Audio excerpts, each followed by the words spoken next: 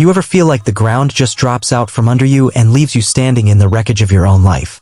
That was me stepping out of a dusty Uber just after sunrise, still jet-lagged, suitcase in hand, returning to Pine Ridge after my father's funeral. I hadn't even decided where to place his ashes yet. His old fishing hat was still buried in my bag, smelling of his aftershave and lake water. I'd barely walked up to the porch of his beloved lakeside cabin when I saw it. A bright orange notice duct taped to the mailbox: property subject TO lien, HOA non-compliance. Lien here. My heart froze. I tore the notice off the mailbox. According to the paperwork, my father's lawn had been non-compliant with dried grass patches that violated community standards.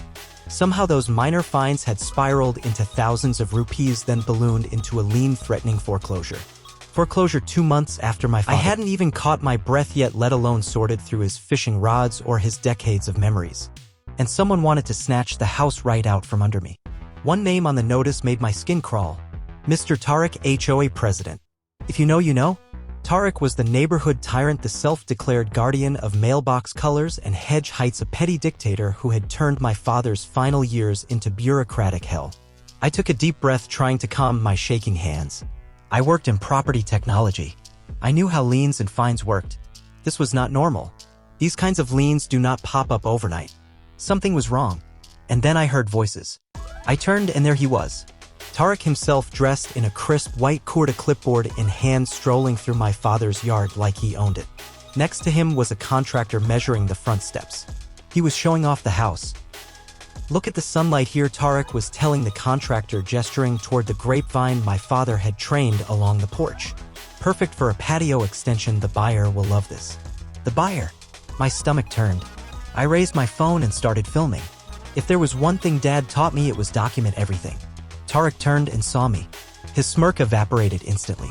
"What are you doing here?" he snapped. "This is my father's house," I answered, trying to keep my voice calm. "According to our records," Tariq said, coldly waving his clipboard, "it's no longer your father's. You are trespassing. Trespassing on my own family's land." Before I could react, Tariq pulled out his phone and dialed the police, voice dripping with fake panic. "Yes, operator, there's a dangerous trespasser threatening me at 27 Pine Ridge."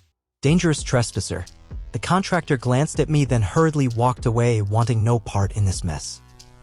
And I stood there, my phone still rolling, wondering if I'd stumbled into a nightmare or maybe a reality show gone horribly wrong. 12 minutes later, I heard police sirens cutting through the morning calm. My stomach twisted. I was about to get arrested for standing on my own father's porch. But the officer who stepped out of the patrol car gave me a jolt of hope. Officer Ali. We'd grown up in the same neighborhood. He used to play cricket with my dad on weekends. There was a flicker of recognition in his eyes, but he stayed professional. "Salam," I greeted. Ali nodded stiffly. "What's going on here?" Tariq launched into the same performance. "Officer, he threatened me. He broke into this property. He's unstable since his father died." I just stared, still filming. Ali raised a hand. "Let me see some documents." I handed him the deed, my father's will, the property tax receipts, everything. I explained about the HOA fines, how they were inflated overnight, how no official hearing had ever been scheduled, how the liens seemed suspicious. Ali frowned and pulled out a government-issued tablet to verify the records. But a minute later he sighed. "The county server's down, scheduled maintenance." Perfect timing, huh? Tariq took advantage of the pause, shoving a folder in Ali's face. "See these fines? This is a legal lien, and he's trespassing. If you don't act, officer, I'll call the HOA's legal department right now." Ali looked torn. He knew something didn't smell right, but the server was down and Tariq was relentless. "Look," Ali finally said, "you both need to leave the property until the records are confirmed. I can't decide anything today." Felt like a punch in the gut, but I nodded. Ali was stuck between protocol and an HOA tyrant. Tariq looked victorious, flashing that greasy smirk. That night, I checked into the Pine Ridge Motor Lodge, a crumbling motel with flickering neon signs and the smell of stale air freshener. But it had Wi-Fi. I set up my laptop and started digging. Hours went by, my eyes burned, but I couldn't stop. I dug through the HOA's publicly posted records, cross-checking sale histories, server logs, emails. And then I found the pattern. 5 other families, all fined for nonsense violations, all forced to sell, all bought by LLCs tied to Tariq's lawyer. It was a scam, a ruthless, organized scam. Then came the messages, blocked numbers. "Leave town. Don't make this worse for yourself. We know where you're sleeping." A chill went through me. Someone even sent a photo of my dad's house photoshopped with flames and a note this could happen. For a second, fear tried to crush me, but I wouldn't let it. I messaged the other 5 families, made a group chat, Neighborhood Truth. At first, they were scared to talk, but then they started sharing their stories, receipts, audio clips, shady threats. One of them, Mrs. Perveen, had a voice recording of Tariq threatening her grandson if she didn't sell. That was the final straw. I decided then and there, enough. I would go public. I'd expose him live with every shred of evidence I could find. The morning of the live stream, I could hardly breathe. I kept thinking about all the rumors Tariq had spread, how everyone thought I was unhinged, how the neighbors had started looking away from me on the street. But I couldn't let Dad's house be stolen. So I set up the tripod, double-checked my files, and hit go live. Hello Pine Ridge, I began, voice shaking just a bit. I want to show you what's really going on. I shared everything: fake fines, forged signatures, phony LLCs, audio of Tariq threatening people, proof of county records being sabotaged. The comments went insane. Hundreds of people watched. Then members of Neighborhood Truth started joining in. Each of them told their own story live in front of everyone. The dam broke. That afternoon, the HOA called an emergency meeting.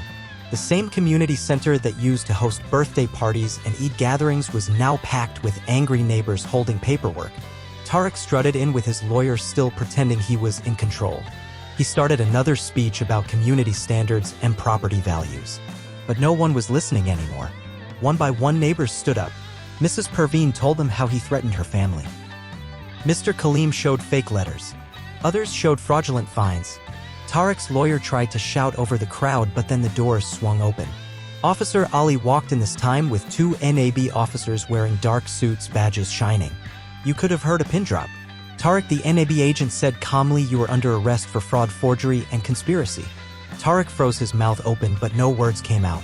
I looked him right in the eyes. He tried to glare at me, but the fear was stronger. "You have no idea who you're messing with," he hissed as they cuffed him. I just nodded. "Neither do you." A month later, Pine Ridge felt like a new place. The HOA held fair elections, honest neighbors stepped up, the fake liens were erased.